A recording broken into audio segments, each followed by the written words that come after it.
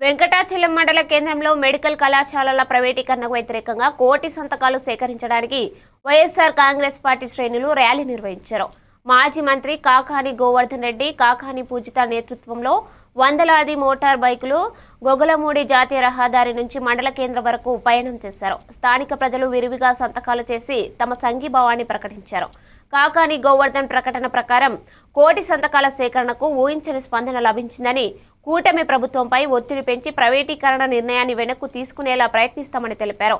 YSR Congress party ప్రజలకు, ముఖ్యంగా రైతులకు అండగా నిలబడి యూరియా, ఎరువులు, విత్తనాల సరఫరా సద్వినియోగానికి కృషి చేస్తుందని ఆయన పేర్కొన్నారు. పక్షాన ఉన్నారు, మేమందరం మీకు అండగా ఉన్నాం అనేది గుర్తించారు. కాబట్టి ఈ ప్రభుత్వం అంటే అసహ్యము.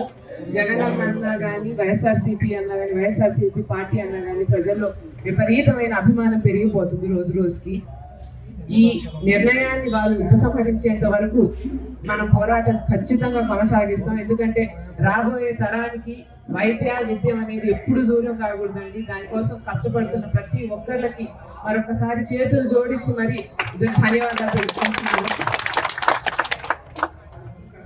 ఈ ప్రోగ్రామ్ సక్సెస్ కావాలని మనస్ఫూర్తిగా కోరుకుంటున్నాను. ఎందుకంటే మంచి జరగాలి. ఇప్పటికైనా ప్రభుత్వం కళ్ళు తెరిచి తప్పు తెలుసుకొని వెనక్కి తగ్గాలి. తప్పకుండా ప్రభుత్వ కాలేజీలుగానే బయట.